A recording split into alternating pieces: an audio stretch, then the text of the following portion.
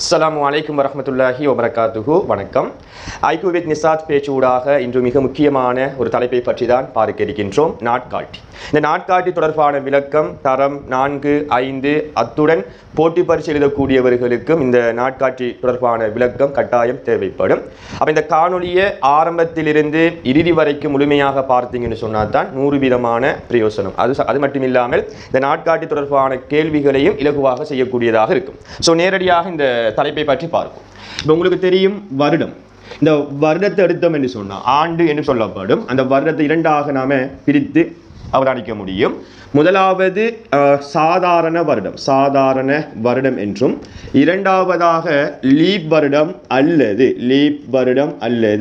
நெட்டாண்டு என்றும் சொல்லி அழைக்கப்படும்.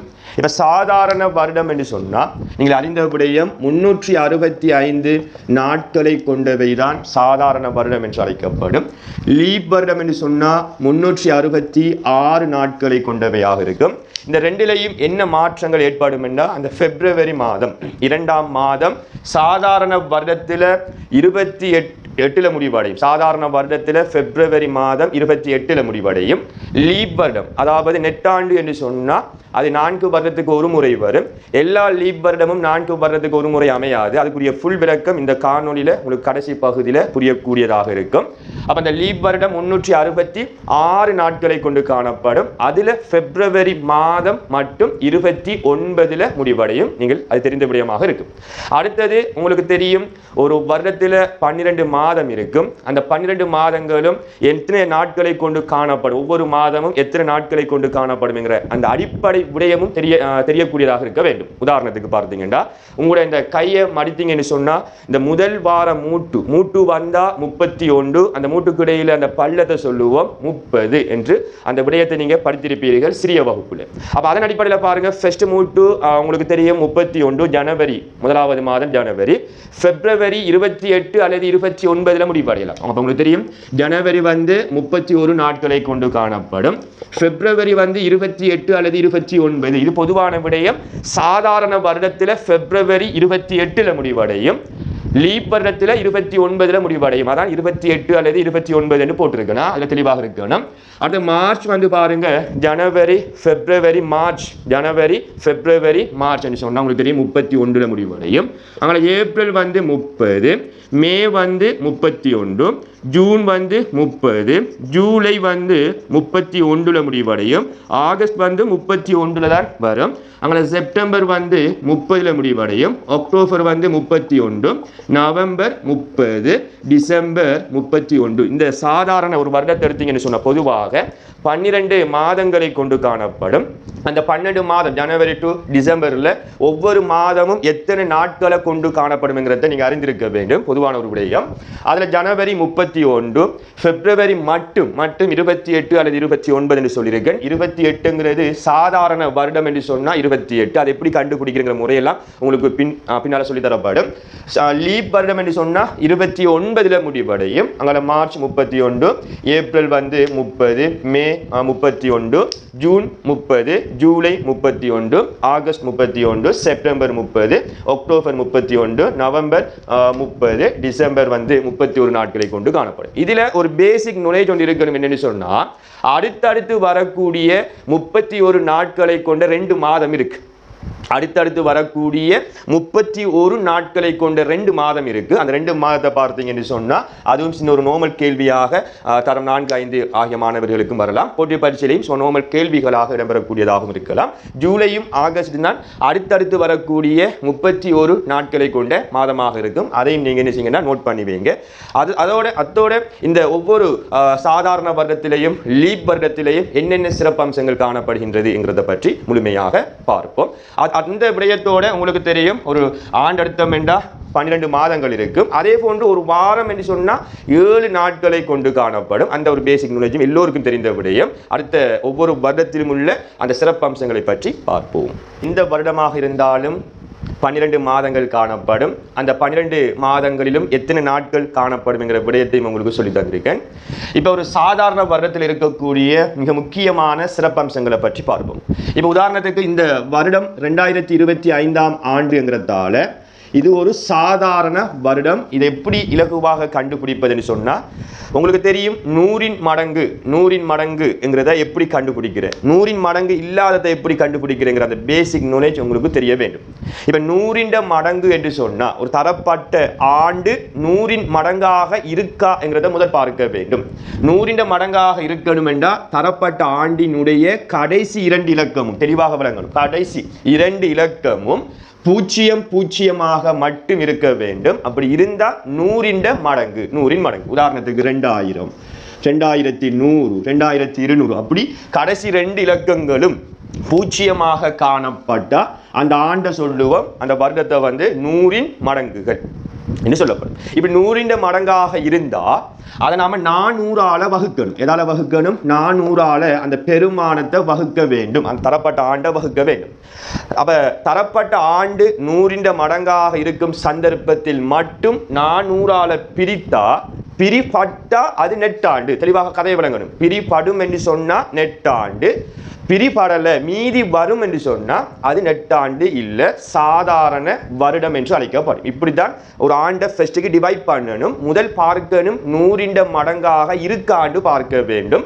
அப்படி 100 மடங்காக இருக்கணும் என்றால் நான் ஏற்கனவே சொன்ன மாதிரி கடைசி 2 இலக்கமும் 0 இருக்கணும். அப்படி இருந்தா 400 வகுக்க வேண்டும். 400 அப்படி 400 பிரிபடும் என்று சொன்னா அது லீப் வருடம் 366 நாட்களை கொண்டு காணப்படும். பிரிபடவில்லை என்று சொன்னா அது 365 நாட்களை கொண்டு காணப்படும், சாதாரண வருடம் என்று அழைக்கப்படும். அது ஒரு மெத்தட். இப்ப ஒரு ஆள் கேட்கலாம், சரி 100 மடங்கு இல்லை என்று சொன்னா, இப்ப 2025 100 மடங்கா இல்லை. அப்ப 100 மடங்கு இல்லைன்னு சொன்னா இது நெட்டாண்டா இல்ல சாதாரண வருடமா என்று எப்படி கண்டுபிடிக்கிறேன்னு சொன்னா அதுக்கும் ஒரு மெத்தட் இருக்கு. 100 மடங்காக அந்த ஆண்டு இல்லை என்று சொன்னா கடைசி 2 இலக்கமும் 0 என்று வராட்டி அது 100 மடங்கு இல்லை. அப்ப 100 மடங்கு இல்லைன்னு சொன்னா அந்த கடைசி 2 இலக்கமும் எப்படி? கடைசி 2 இலக்கமும் 4 மடங்கான்னு பார்க்க வேண்டும். 4 மடங்கா என்று பார்க்க வேண்டும். அப்படி 4 மடங்கா என்று பார்க்க கூட இங்க 4 பிரித்தும் பார்க்கலாம். அல்லது கடைசி 2 இலக்கத்தை பார்க்கும் போது 4 மடங்காக இருக்கும். 0 4 மடங்கு. அப்படி 0 வந்தால் 100 மடங்கு என்று சொல்லிக்க 400 பிரிக்கணும். அப்ப 0 விட்டு 04 கடைசி இலக்கம், 08 12 16 இப்படி 04 08 12 16 20 24 28 இவ்வாறு அந்த பெருமானம் வந்தா 4 மடங்கு. அப்படி உங்களுக்கு கஷ்டம் என்று சொன்னா அந்த கடைசி 2 இலக்கத்தையும் 4 வகுக்கும் போது பிரிபட்டா அது லீப் வருடம், பிரிபடவில்லை என்று சொன்னா சாதாரண வருடம். இப்படி இந்த 2 கேட்டகரியா 2ஆக நீங்க டிவைட் பண்ணி தான் பார்க்கணும். மொத்தமாக லீப் வருடமா இல்லையான்னு பார்க்க முடியாது. நான் இதுக்கு முதல் சொன்னேன் 4 வருடத்துக்கு ஒரு முறை வருவது லீப் வருடம் என்று நீங்க சிறிய வகுப்பிலேயே படிச்சிருப்பீங்க. ஆனா எல்லா சந்தர்ப்பத்துக்கும் இது பொருந்தாது. உதாரணத்துக்கு 1896 ஆண்டு எடுத்தோம் என்று சொன்னா இது ஒரு லீப் வருடம். கடைசியை பாருங்க, கடைசி 2 இலக்கமும் 0 இல்லை. அப்ப இது 100 மடங்கு இல்லை. அப்ப 96 என்கிறது 4 மடங்கு, 4 பிரிபடும்.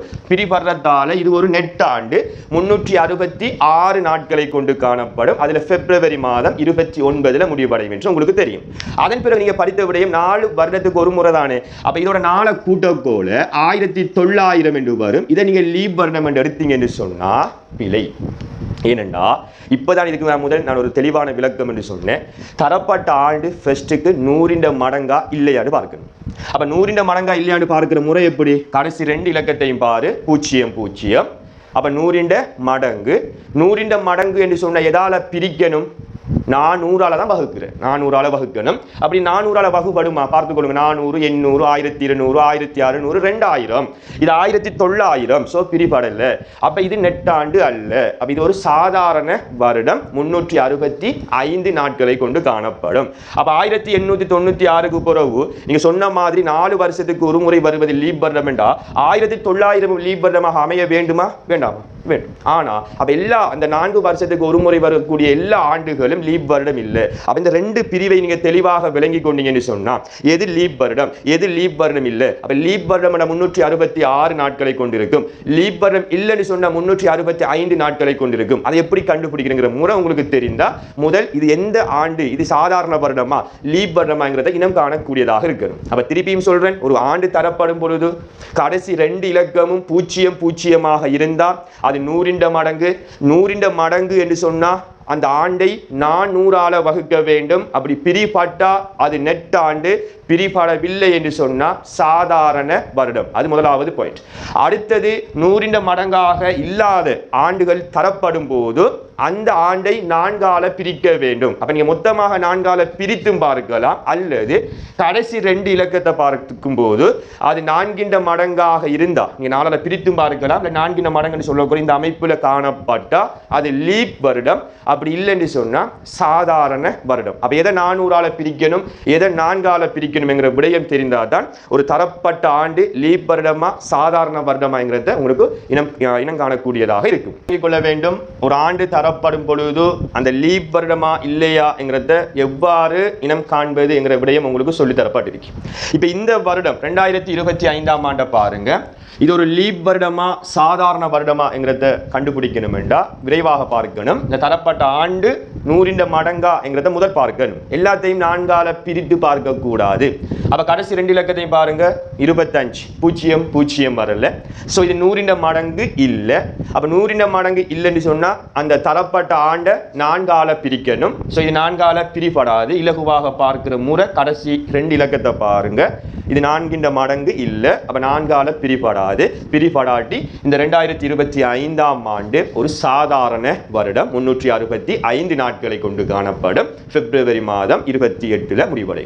இந்த 365 நாட்களை கொண்டவைதான் சாதாரண வருடம். இதுல என்னென்ன சிறப்பம்சம் இருக்குங்கிறத விடயத்தை பார்த்து அதன் பிறகு லீப் வருடத்தில் இருக்கிற சிறப்பம்சத்தை பற்றியும் பார்க்க இருக்கின்றோம். இப்ப சாதாரண வருடமாக இருந்தாலும் சரி, லீப் வருடமாக இருந்தாலும் சரி, இதற்கு முதல் ஒரு வருடத்துல 12 மாதம் இருக்கு. அந்த 12 மாதத்திலேயும் எத்தனை நாட்களை கொண்டு காணப்படும் என்கிற ஃபுல் விளக்கம் இதற்கு முதல் நான் உங்களுக்கு சொல்லி தந்திருக்கேன். அதை நீங்க மறுபடியும் பார்த்து கொள்ள வேண்டும். அப்ப இந்த 365 நாட்கள்ல தெளிவாக விளங்குங்க. இந்த சாதாரண வருடமாக இருந்தா, இப்ப உதாரணத்துக்கு 2025 முதலாம் மாதம் முதலாம் திகதி உதாரணத்துக்கு செவ்வாய்க்கிழமை என்று சொன்னா, செவ்வாய் அந்த நாள் செவ்வாய் என்றா அந்த சாதாரண வருடத்தினுடைய மிக முக்கியமான நோட் விளங்கிக் கொள்ளணும். சாதாரண வருடத்தினுடைய முதலாவது நாள் என்னவாக இருக்கின்றதோ அதுதான் அந்த சாதாரண வருடத்தினுடைய நடு நாளாகவும் வரும், இறுதி நாளாகவும் வரும். உங்களுக்கு ஒரு விடயம் தெரிய வேண்டும். ஒரு சாதாரண வருடம் என்று சொன்னா இந்த விடயம் முக்கியமான விடயம். அந்த வருடத்தினுடைய முதலாவது நாள் முதலாம் மாதம் முதலாம் திகதி செவ்வாய் என்றா அந்த நடு நாளும் செவ்வாய்க்கிழமை, இறுதி நாளும் செவ்வாய்க்கிழமையாக இருக்கும். இப்ப அடுத்த விஷயம் உங்களுக்கு தெரியணும், இந்த நடு நாள் என்றால் என்ன?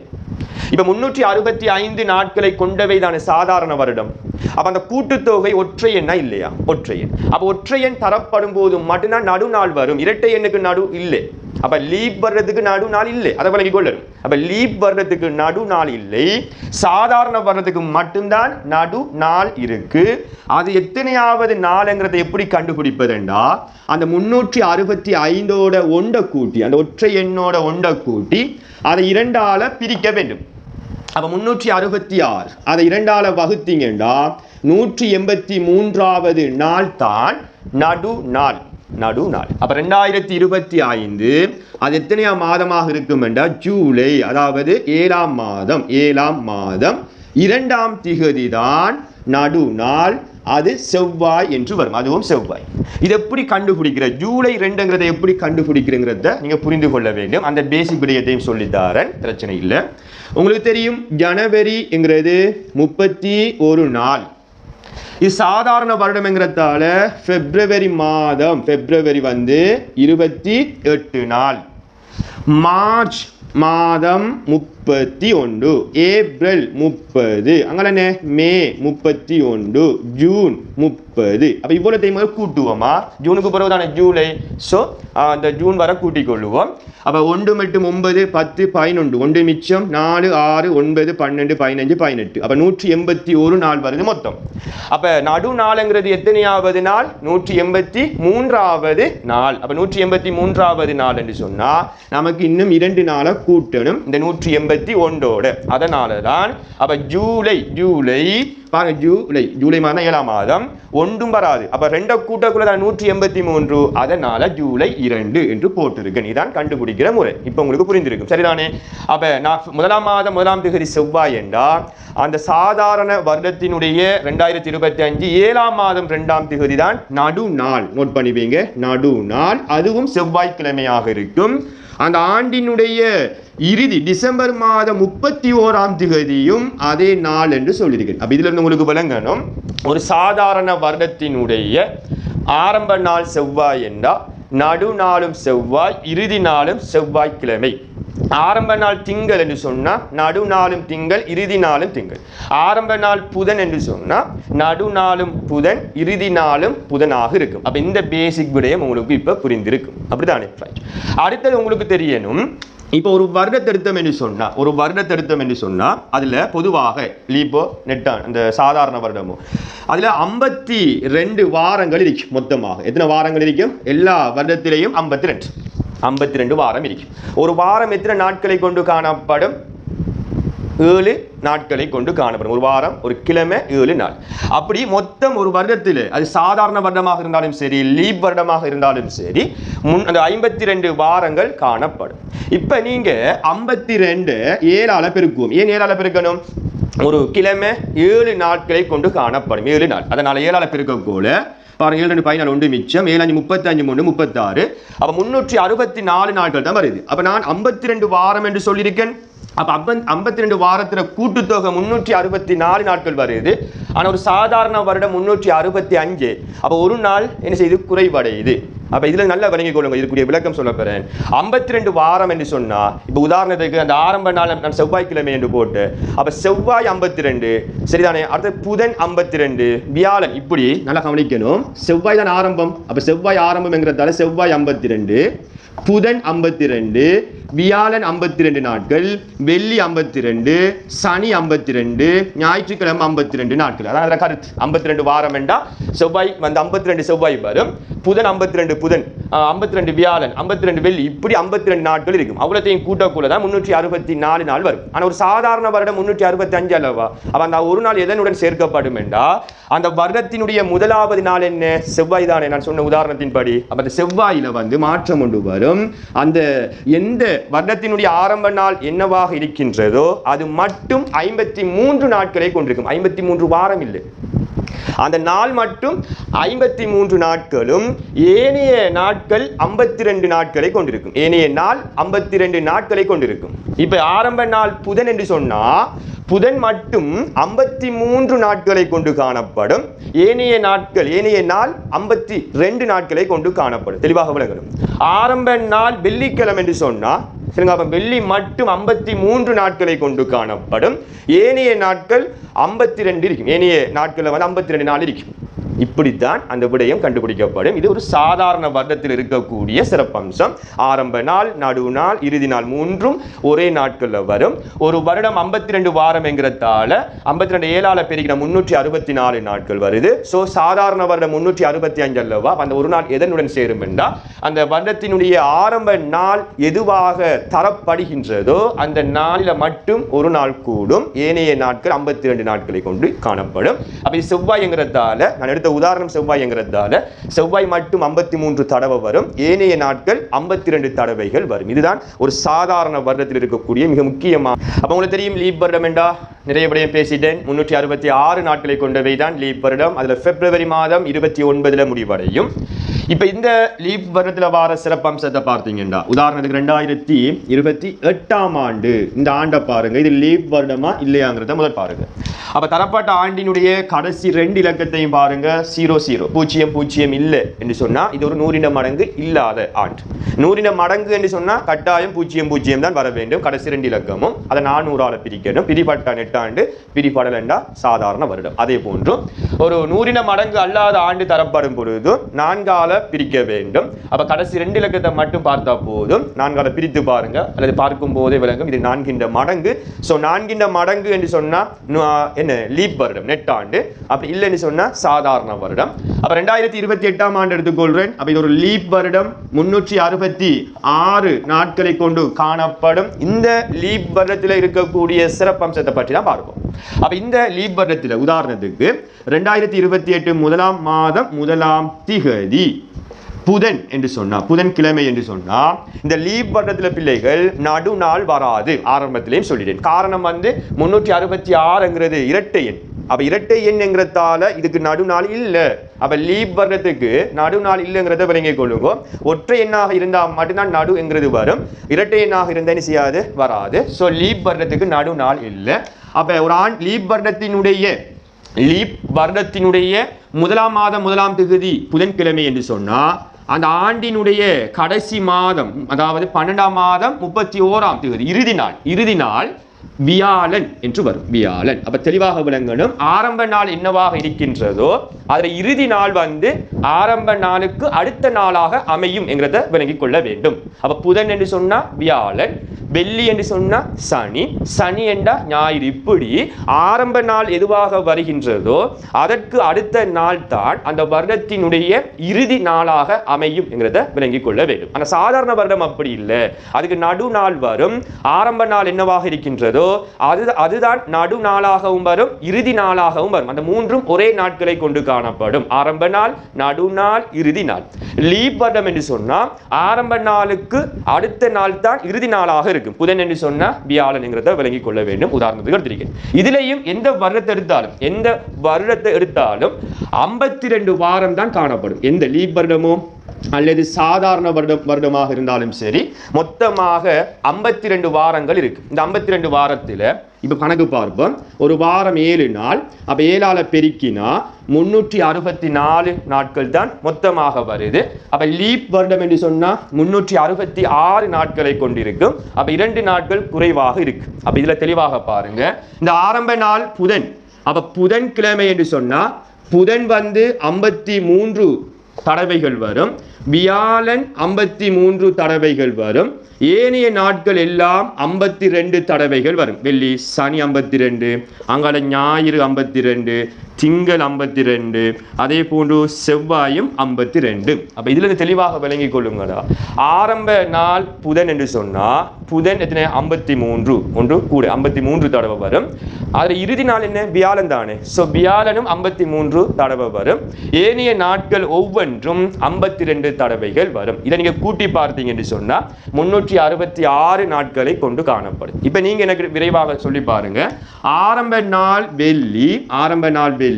அப்ப இறுதி நாள் என்ன கிழமை வரும், சனி என்று வரும். அப்ப மொத்தம் உங்களுக்கு தெரியும், மொத்தம் 52 வாரம் என்று சொன்னா இதுல எந்த கிழமை என்ன நாள் 53 நாட்களையும் ஏனைய நாட்கள் 52 என்று சொல்றீங்க. அப்ப இந்த திங்கள், செவ்வாய், புதன், வியாழன், வெள்ளி, சனி, ஞாயிறுல எது 53 எது 52ங்கிறத விரைவாக நீங்க பார்க்கும் போது, அப்ப ஆரம்ப நாள் வெள்ளி என்று சொன்னா அந்த வெள்ளி என்கிறது 53 தடவையும், சனி என்கிறது 53 தடவையும், ஏனைய நாட்கள் எல்லாம் 52 தடவைகள் வரும். இதுதான் இந்த லீப் வருடத்தில் இருக்கக்கூடிய சிறப்பம்சம் என்கிறத புரிந்து கொள்ளவே. அப்ப சாதாரண வருடம் அப்படி இல்லை. எதுல எந்த நாள் முதல் நாளாக வருகின்றதோ அது மட்டும்தான் 53 தடவைகளும், ஏனைய நாட்கள் எல்லாம் 52 தடவையும் வரும். ஆனால் லீப் வருடத்தில் முதல் நாளும் அந்த கடைசி நாளும் 53 தடவைகளும், ஏனைய நாட்கள் எல்லாம் 52 தடவைகளும் வரும். இதை நீங்க புரிந்து கொள்ள வேண்டும். இதுதான் ஒரு சாதாரண வருடத்திலும் லீப் வருடத்திலும் இருக்கக்கூடிய வேறுபாடு, சிறப்பம்சங்களாக இருக்கும். அடுத்தது ஒரு ஜெனரலாக நம்ம பார்க்கக்கூட, இப்ப 31 நாட்களை கொண்ட மாதத்தை எடுப்போம். 31 நாட்களை கொண்ட அந்த மாதத்தை எடுத்தோம் என்று சொன்னா இப்ப தெளிவாக விளங்கிக் கொள்ளுங்க. இது மிக முக்கியமான ஒரு பாயிண்ட். இந்த 1ஆம் திகதி, 2ஆம் திகதி, 3ஆம் திகதி, இந்த 3 1ஆம் திகதி, 2ஆம் திகதி, 3ஆம் திகதியில வார அந்த தினங்கள் மட்டும் 5 தடவைகள். எத்தனை தடவை? 5. உதாரணத்துக்கு இந்த 1ஆம் திகதி திங்கள், 2ஆம் திகதி செவ்வாய், 3ஆம் திகதி புதன். அப்படின்னா திங்கள் இந்த 31 நாட்களை கொண்ட மாதத்தில் திங்கள் 5 தடவை, செவ்வாய் 5 தடவை, புதன் 5 தடவை வரும். ஏனைய நாட்கள் இருக்குதானே, வியாழன் 5, வியாழன் 4 தடவை, வெள்ளி 4, சனி 4, ஞாயிற்றுக்கிழமை 4, இப்படி அமையும். 31 நாட்களை கொண்ட மாதத்துக்கு மட்டும்தான் இந்த சிறப்பம்சம். 1ஆம் 2ஆம் 3ஆம் திகதி என்னவாக இருக்கின்றதோ, எந்த தினமாக இருக்கின்றதோ அது மட்டும் 5 தடவைகளும், ஏனைய தினங்கள் எல்லாம் 4 தடவைகளும் வரும். இதை கூட்டி பாருங்க, மொத்தம் 31 வரும். பாருங்க, 5 மணி 10 15 19 23 27 4 31 வருதா இல்லையா? இப்ப நீங்க ஒரு கேள்வி கேட்கலாம், சரி 31க்கு சொல்லிட்டீங்க, 30 நாட்களை கொண்ட மாதத்துக்கு எப்படி என்றா அதுக்கும் ஒரு விளக்கம் இருக்கு. 30 நாட்களை கொண்ட மாதத்தை பார்த்தீங்கன்னா இந்த 1ஆம் 2ஆம் திகதியில வார தினங்கள் மட்டும் 5 தடவைகளும், ஏனையவை 4 தடவைகளும் வரும். விஷயம் விளங்கிட்டா? 31ஆம் திகதி 31 நாட்களை கொண்ட மாதங்களில் 1ஆம் 2ஆம் 3ஆம் திகதியில வார தினங்கள் மட்டும் 5 வீதம் 5 தடவை, ஏனைய தினங்கள் 4 தடவை வரும். 30 நாட்களை கொண்டவையில 1ஆம் 2ஆம் திகதி உள்ள தினங்கள் மட்டும் 5 தடவையும், ஏனைய தினங்கள் 4 தடவையும் வரும். இப்போ உங்களுக்கு புரிந்திருக்கும். அடுத்தது இந்த 28 நாளுக்கு வரும். சாதாரண வருடத்தில் மட்டும் பிப்ரவரி மாதம் 28ல முடிவடையுமா இல்லையா? அதுல எல்லா தினங்களும் 4 தடவை தான் வரும். 7 தர 4 28. அப்ப எல்லா தினங்களும் 4 தடவை. உதாரணத்துக்கு திங்கள் 4, செவ்வாய் 4, புதன் 4, வியாழன் 4, வெள்ளி 4, சனி 4, ஞாயிற்றுக்கிழமை 4. 29 நாட்களை கொண்ட அந்த லீப் வருடம் என்று சொன்ன 29 நாட்கள் பிப்ரவரி மாதம் வரப்போது, அதுல வந்து அந்த 1ஆம் திகதி எந்த தினத்தில் ஆரம்பிக்குதோ, இப்ப செவ்வாய்க்கிழமை 1ஆம் திகதி என்றா 1ஆம் திகதி வந்து செவ்வாய் என்று சொன்னா இந்த செவ்வாய் மட்டும் 5 தடவையும், ஏனைய தினங்கள் எல்லாம் 4 தடவையும் வரும். இப்ப தெளிவாக விளங்கியிருக்கும். அந்த 29 நாட்களை கொண்ட அந்த பிப்ரவரி மாதம் லீப் வருடத்தில் 1ஆம் திகதி என்ன நாளோ அது மட்டும் 5 தடவை வரும், ஏனைய நாட்கள் வந்து 4 தடவை வரும். இதை நீங்க புரிந்து கொண்டீங்கன்னு சொன்னா இந்த நாட்காட்டி தொடர்பான விஷயம் இவ்வளவு தான். இது சம்பந்தமான பயிற்சிகள் வரும்போது அதை விரைவாக செய்யக்கூடியதாக இருக்கும். அடுத்தடுத்த காணொலியில் இது சம்பந்தமான பெரிய பெரிய கேள்விகளை பற்றி பார்க்க இருக்கின்றோம்.